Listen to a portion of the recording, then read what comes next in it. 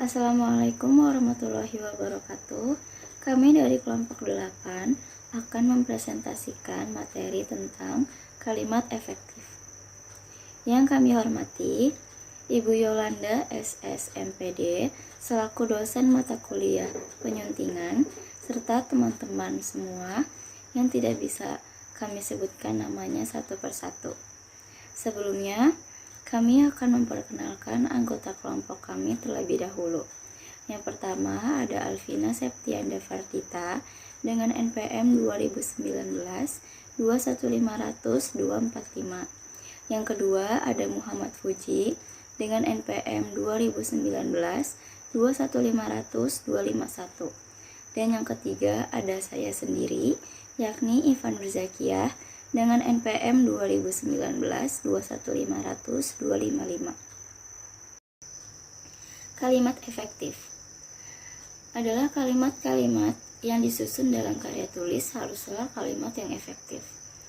Kalimat efektif ialah kalimat yang mampu menimbulkan efek atau pengaruh kepada pembacanya.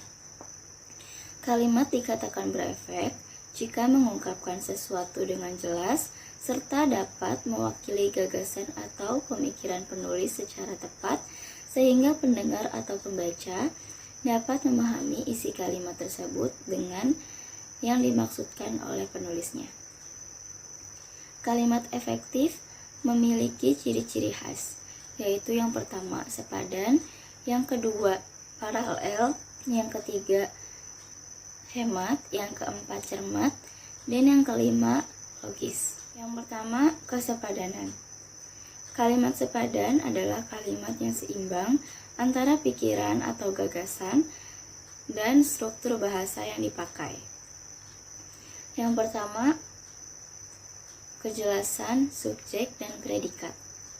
Kalimat dikatakan sepadan jika subjek dan predikat yang jelas dinyatakan secara eksplisit.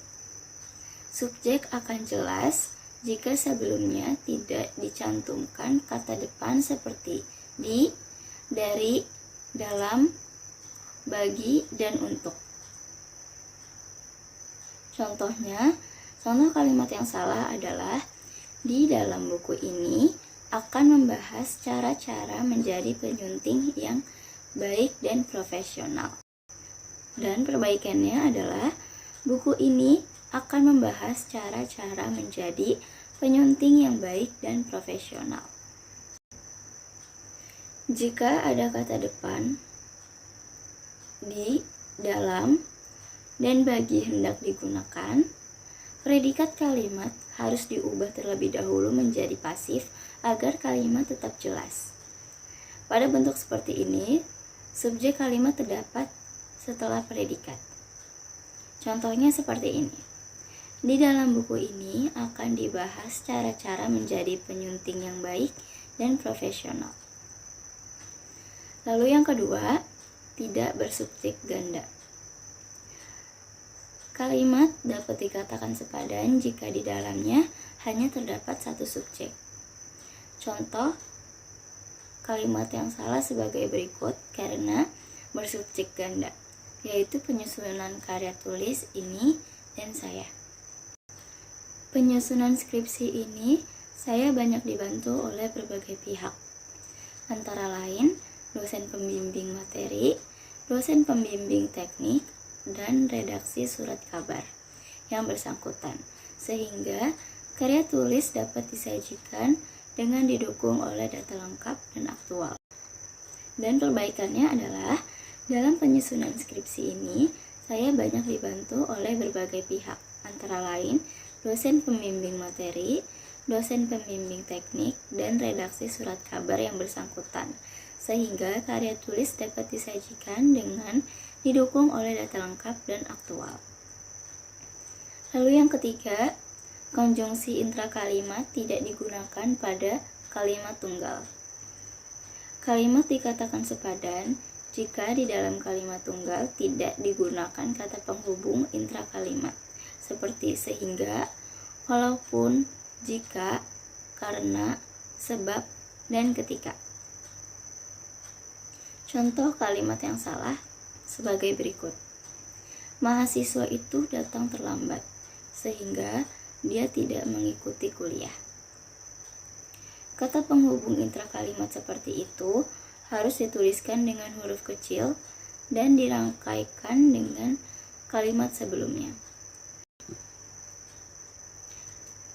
Perbaikannya adalah mahasiswa itu datang terlambat sehingga dia tidak mengikuti kuliah.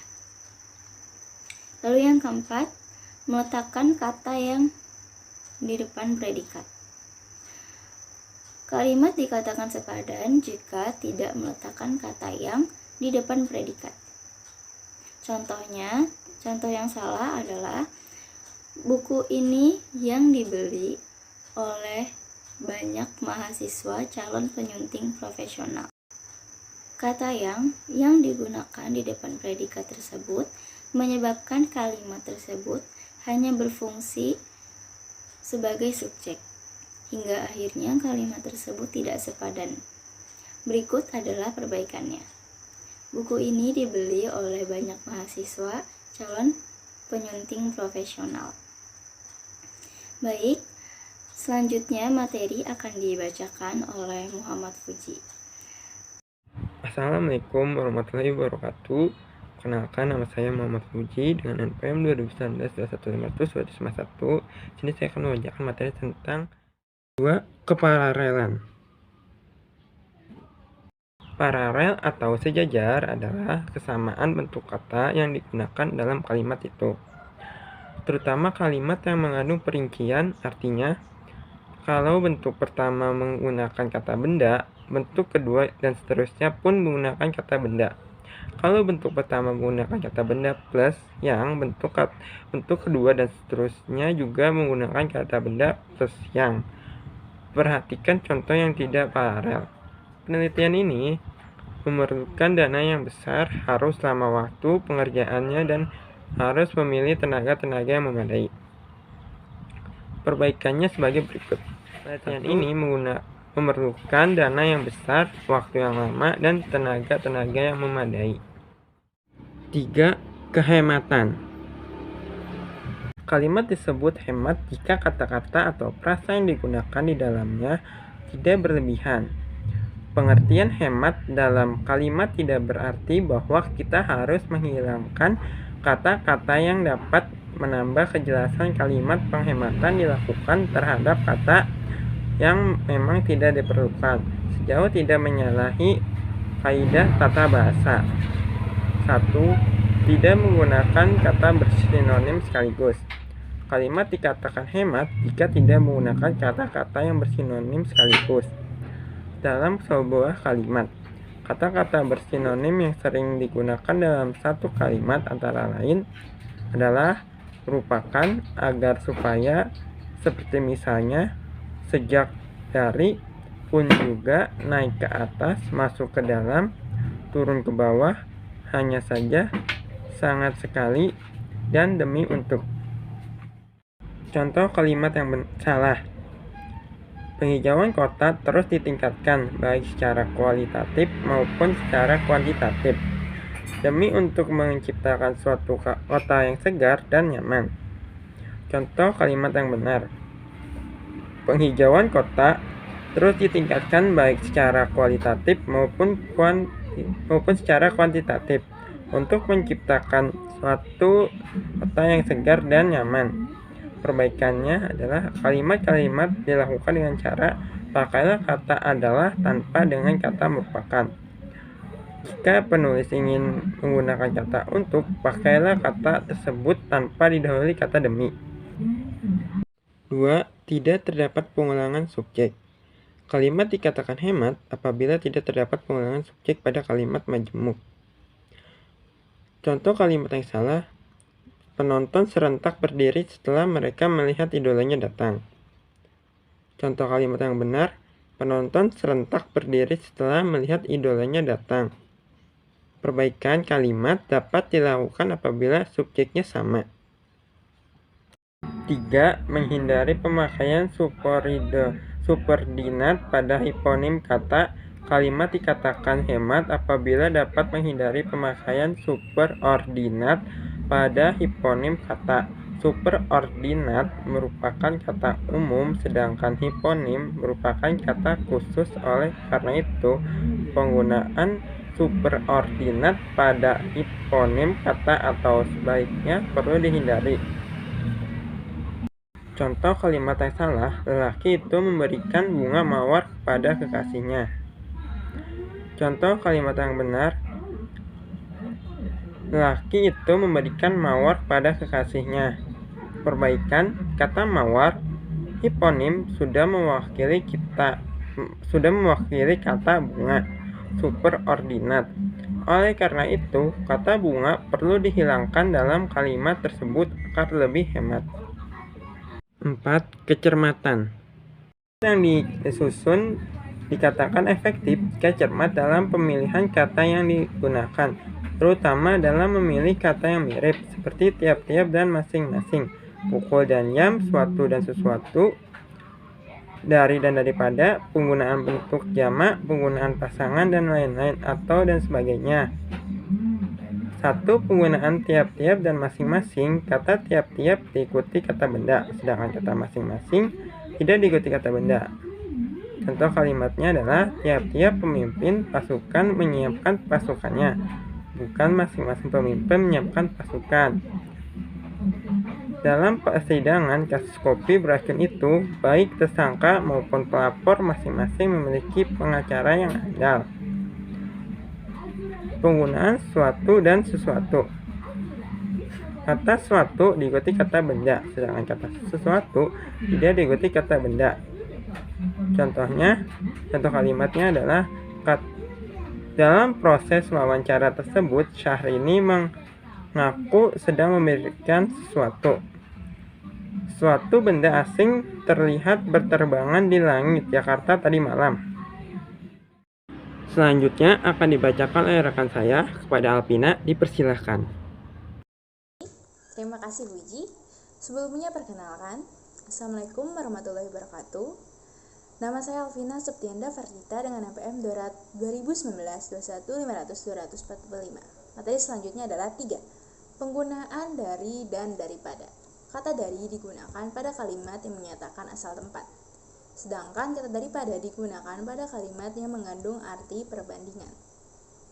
Contohnya A. Pasangan pebulu tangkis ganda campuran Indonesia mengaku keberhasilannya diperoleh dari hasil kerja keras, bukan diperoleh daripada hasil kerja keras. B. Sepak bola asal Prancis itu meraih nilai transfer lebih mahal daripada pendahulunya ketika hengkang dari Manchester United, bukan lebih mahal dari pendahulunya. 4. Penggunaan bentuk jamak. Dalam naskah atau buku, kadang-kadang sering dijumpai penggunaan bentuk bahasa yang bermakna jamak yang salah, rancu, atau kacau. Bentuk bahasa yang bermakna jamak dalam bahasa Indonesia dapat dihasilkan dengan cara berikut. Bentuk bahasa yang bermakna jamak dihasilkan dengan pengulangan kata yang bersangkutan, seperti buku-buku, ayam-ayam, gunung-gunung, dan tikus-tikus. Bentuk bahasa yang bermakna jamak dapat pula dihasilkan dengan cara penambahan kata bilangan, seperti 3 orang, beberapa negara, 10 buku, dan semua anggota. Bentuk bahasa yang bermakna jamak dihasilkan dengan penambahan bentuk jamak para, seperti para siswa, para ketua seksi, para kiai, dan para kepala keluarga. Marilah kita bandingkan pemakaian bentuk jamak yang kacau. Seperti bentuk-bentuk ini dapat juga disebutkan penjamakan yang ganda. Seperti para saksi-saksi mengaku tak pernah melihat hal-hal yang janggal pada diri tersangka kasus tersebut. Perbaikannya seharusnya sebagai berikut. A. Para saksi mengaku tak pernah melihat hal-hal yang janggal pada diri tersangka kasus tersebut. Bisa juga seperti B. Saksi-saksi mengaku tak pernah melihat hal-hal yang janggal pada diri tersangka kasus tersebut. 5. Penggunaan dan lain-lain atau dan sebagainya. Naskah atau buku masih memuat penggunaan ungkapan dan lain-lain atau dan sebagainya dengan tidak tepat. Penggunaan ungkapan-ungkapan itu disebut tidak tepat jika sebelum perincian digunakan kata seperti, misalnya, atau antara lain. Jika dilihat dari segi maknanya, ungkapan dan lain-lain atau dan sebagainya mempunyai arti dan barang serupa itu. Jadi, perincian yang diakhiri oleh dan lain-lain atau dan sebagainya berarti bahwa di samping deret contoh itu masih ada contoh lain yang dapat diperkirakan sendiri oleh pembacanya. Sesuai dengan makna di atas, penulis karya ilmiah menggunakan ungkapan dan lain-lain atau dan sebagainya di belakang suatu deret contoh jika pembaca karya tulis dapat menambahkan sendiri kata atau kelompok kata seperti yang disebutkan pada deret contoh sebelumnya. Misalnya, dalam tas itu terdapat alat tulis seperti pulpen, pensil, dan penggaris. Tidak boleh ditambahkan kata dan lain-lain. Dan B, dalam tas itu terdapat pulpen, pensil, penggaris, dan lain-lain. Tidak boleh ditambah kata seperti. 6. Kata penghubung bertentangan. Berarti karena modal di bank terbatas sehingga tidak semua nasabah memperoleh kredit. Perbaikan yang seharusnya adalah A. Karena modal di bank terbatas, tidak semua nasabah memperoleh kredit. Tidak boleh diberikan konjungsi sehingga. B. Modal di bank terbatas sehingga tidak semua nasabah memperoleh kredit. Tidak boleh diberikan konjungsi karena di awal kalimat. 7. Urutan kata yang salah. Contohnya, suntingan ini saya akan laporkan kepada redaksi. Perbaikannya, suntingan ini akan saya laporkan kepada redaksi. 8. Predikat objek tidak tersisipi. Dalam pidatonya, Wali Kota Bekasi membahas tentang wajib belajar 12 tahun. Baikannya sebagai berikut. Dalam pidatonya, Wali Kota Bekasi membahas wajib belajar 12 tahun. 9. Ungkapan pengaruh asing. Seperti contohnya, Anissa pergi untuk memfotokopi tugas adiknya. Baikannya adalah Anissa pergi untuk memfotokopi tugas adiknya. Selanjutnya E. Kelogisan. Kelogisan ialah ide kalimat itu dapat diterima oleh akal dan penulisannya sesuai dengan ejaan yang berlaku. Perhatikan kalimat di bawah ini. Pertama, kalimat yang salah nalar harusnya diganti menjadi kalimat yang bernalar. Contohnya A. Waktu dan tempat kami persilahkan menjadi A. Bapak Menteri atau Bapak Presiden kami persilahkan. B. Untuk mempersingkat waktu, asalkan kita teruskan acara ini menjadi B. Untuk menghemat waktu, akan kita teruskan acara ini. C. Pasangan ganda campuran bulu tangkis Indonesia meraih juara pertama di Olimpiade Rio. Seharusnya menjadi pasangan ganda campuran bulu tangkis Indonesia meraih gelar juara pertama di Olimpiade Rio. D. Kami berkuliah lagi untuk mengejar ketertinggalan kami. Seharusnya menjadi kalimat kami berkuliah lagi untuk mengatasi ketertinggalan kami. E. Mereka menyembayangkan mayat bersama-sama. Seharusnya menjadi mereka menyembayangi mayat bersama-sama. F. Orang yang membeli ayam harus diikat kakinya. Seharusnya menjadi kalimat ayam yang dibeli seseorang harus diikat kakinya. Demikian presentasi dari kelompok kami. Udin makan apel campur kelapa. Lupa berdoa saat makan. Terima kasih perhatiannya. Mohon maaf atas segala kesalahan. Dengan ini presentasi kelompok kami saya tutup. Wassalamualaikum warahmatullahi wabarakatuh.